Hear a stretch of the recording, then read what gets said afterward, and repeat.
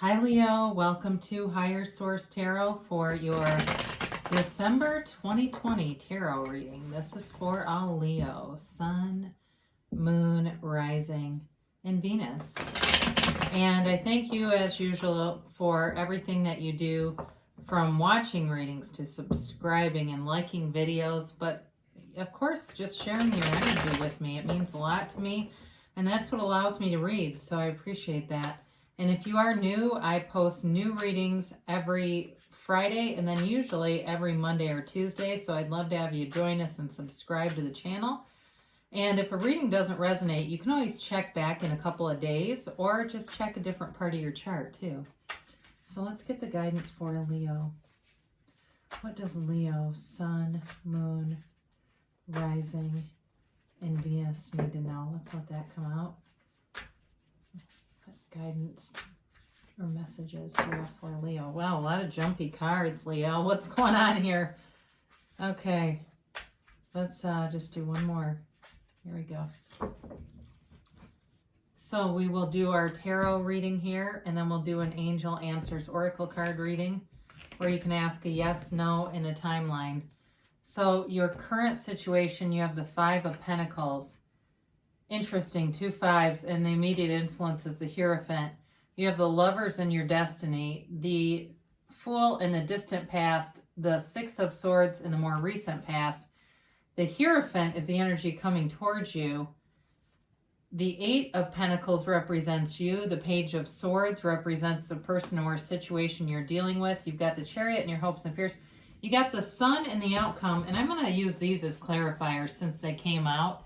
You got communication coming in for sure with the King of Swords and the Eight of Wands. It's very interesting that these are the two that popped out.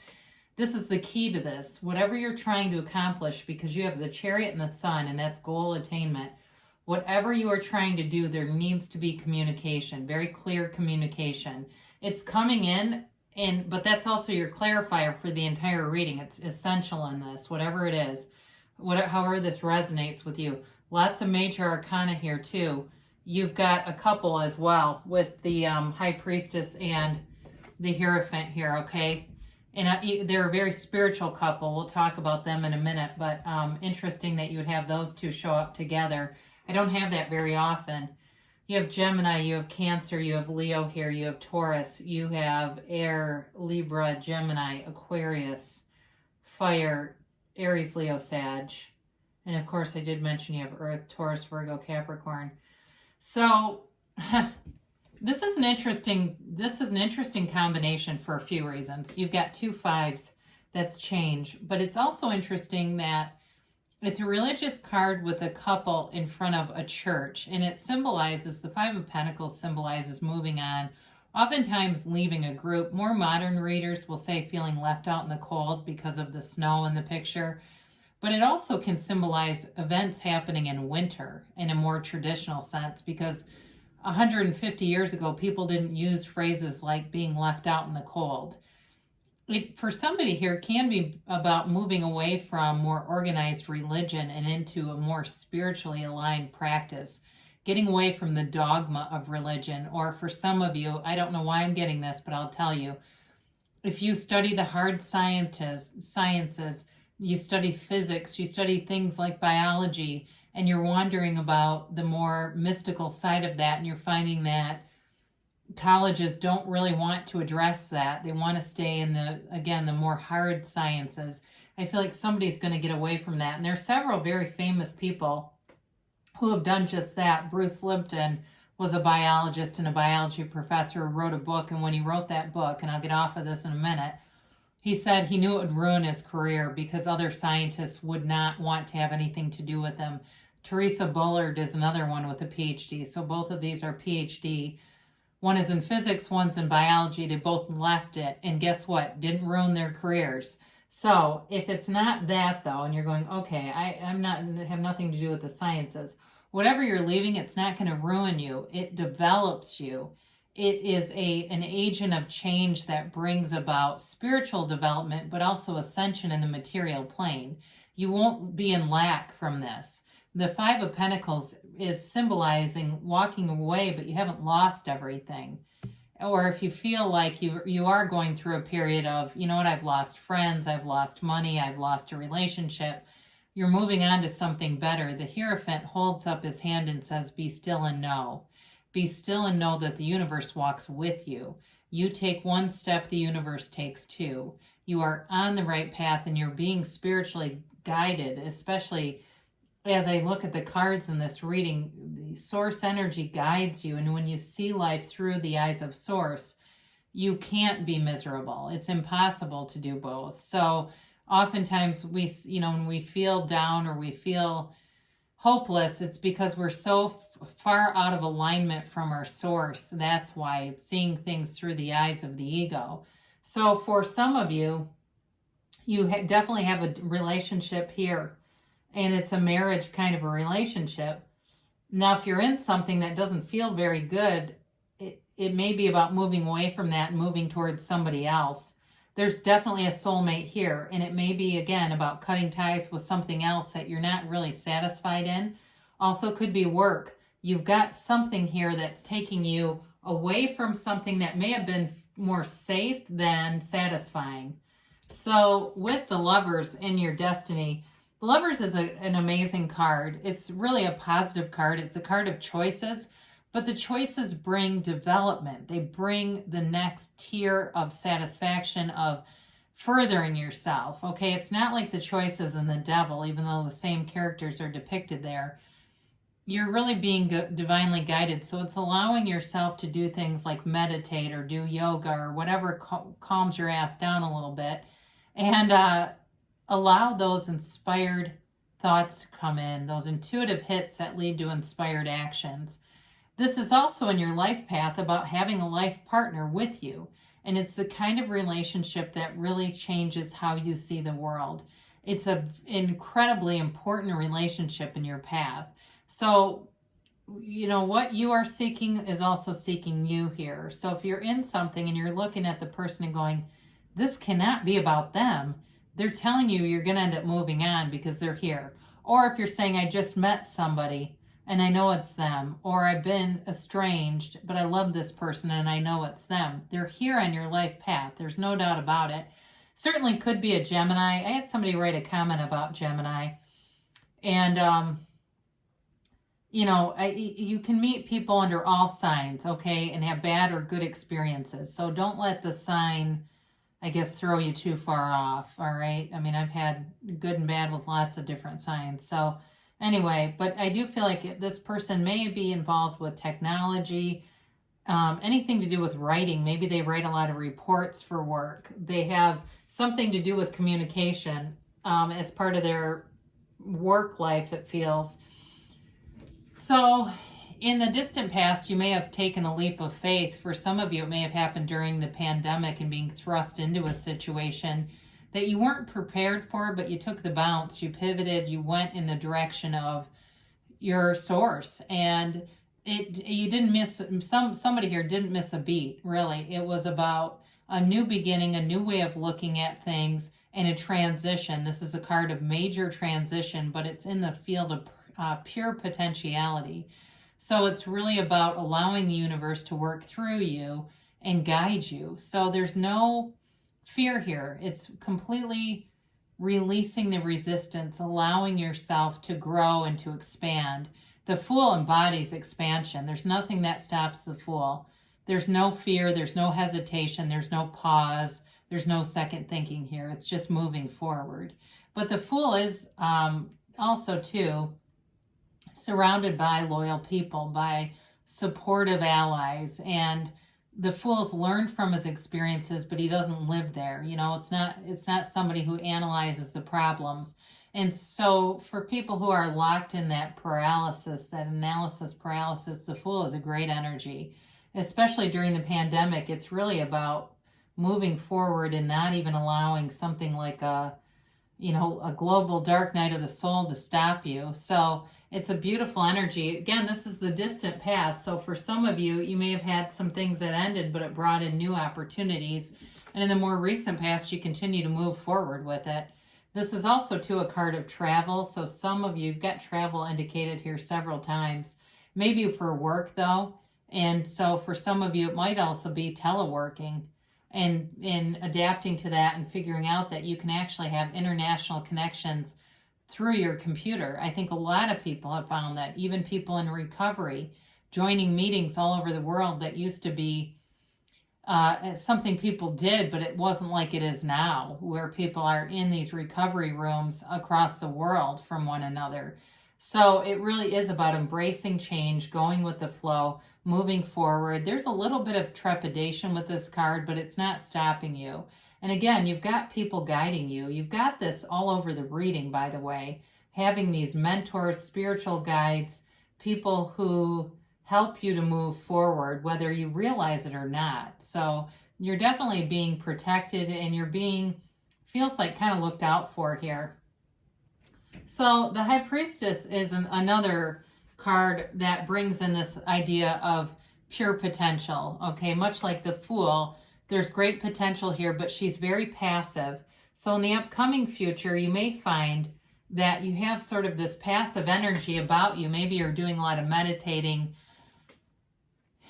watching, Ram Dass or David Hawkins, or you pick up The Power versus Force. That was a book that David Hawkins wrote, and I forget who said that. Somebody recently said it was like the main book that people should be reading. I honestly have not read it. That's one of the things on my list. I actually have it, but I haven't read it yet. But I've watched a lot of his stuff and I'm familiar with him. So you find a spiritual connection here with somebody. There's a deep energetic connection here.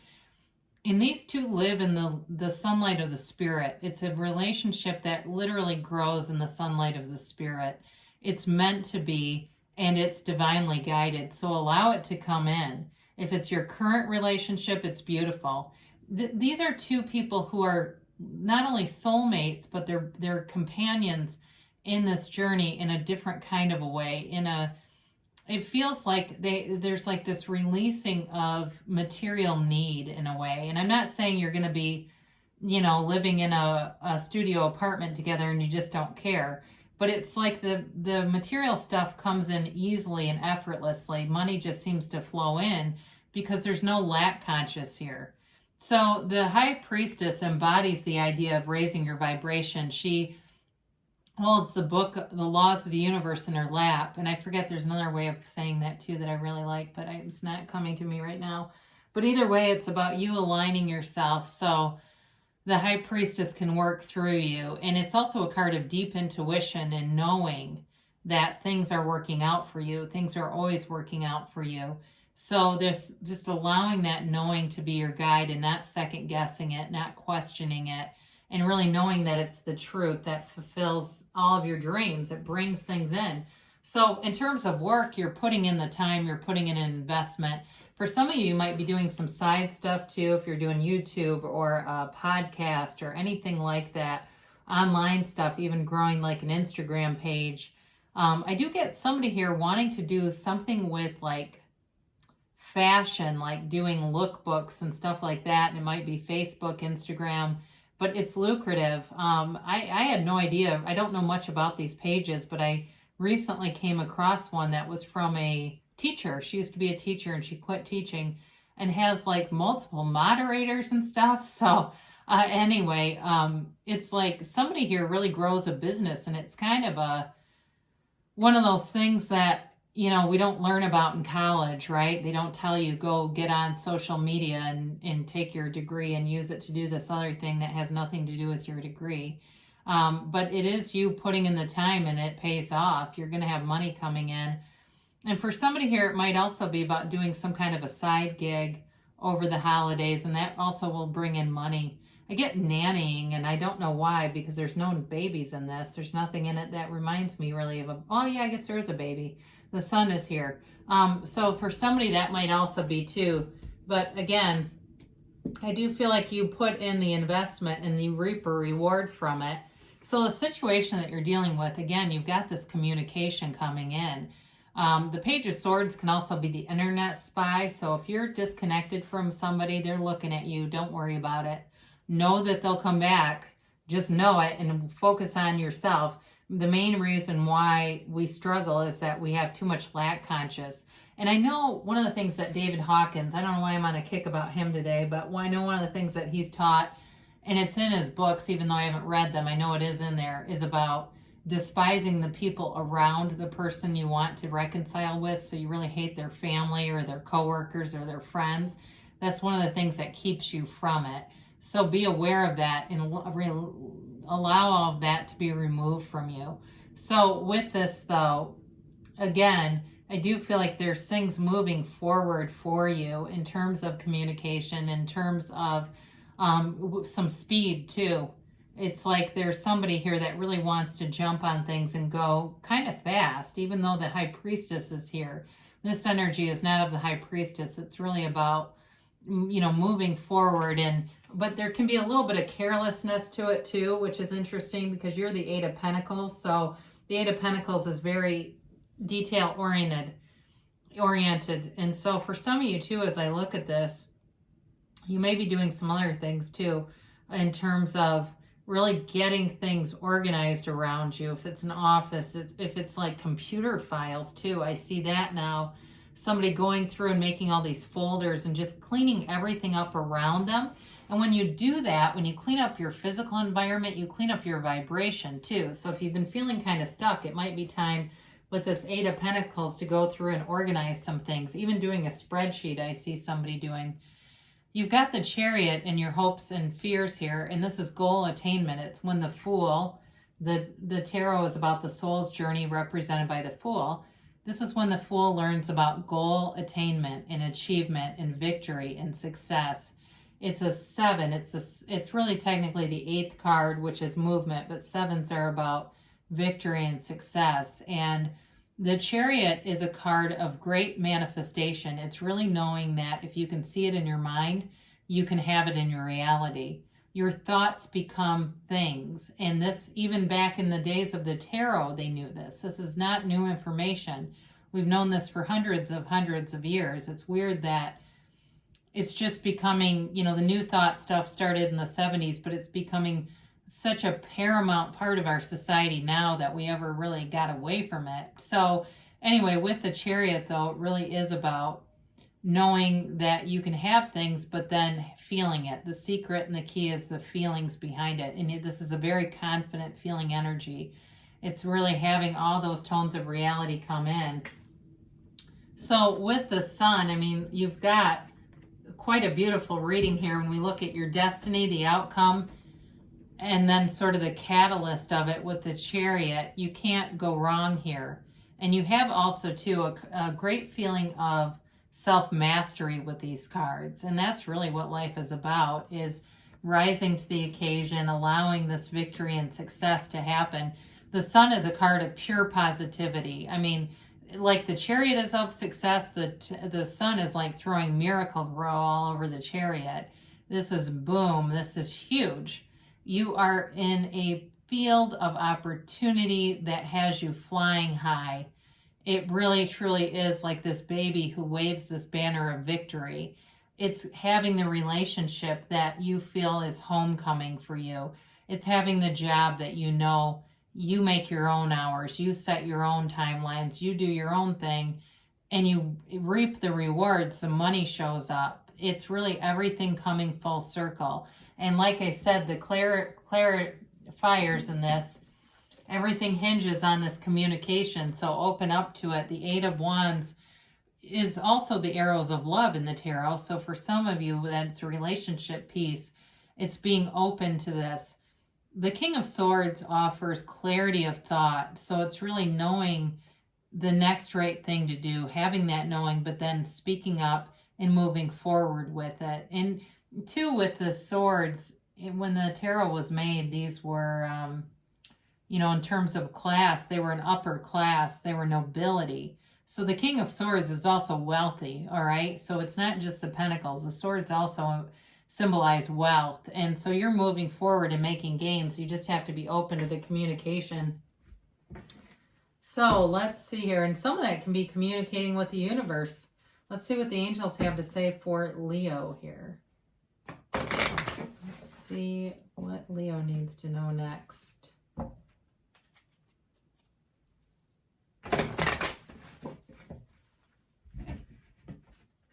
And a timeline here for Leo, please. Whoa.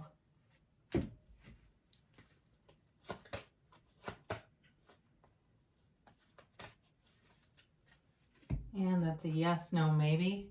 Ask for help from others. So, you know, Leo kind of likes to move ahead, right? Fire sign energy. So there may be somebody here. I mentioned there's people in this reading that are definitely looking out for you. So don't be shy about asking for help. Because guess what? It raises their vibration too. If it's something like, hey, will you look at my resume? Will you look at this? Whatever it is, look at my business plan. Somebody wants to help you out here. The situation will improve. I feel like they're talking straight to the reconciliation people, because I do feel like somebody in a new relationship, there's not a downside to it. It's beautiful. It's like happily ever after. So I do feel like this is for somebody who's separated from their beloved right now. Helpful people. Boy, this is coming in strong, isn't it? It wasn't, it was in the reading, but it wasn't like I felt like an overwhelming need to talk about this. So maybe they're reminding us that it's more important than I guess that I put emphasis on. Perfect timing, so you can't do better than that. And they say don't stop, so keep going, move ahead, move forward. You got beautiful things coming towards you here, Leo. I love you guys, and I'll be back again soon.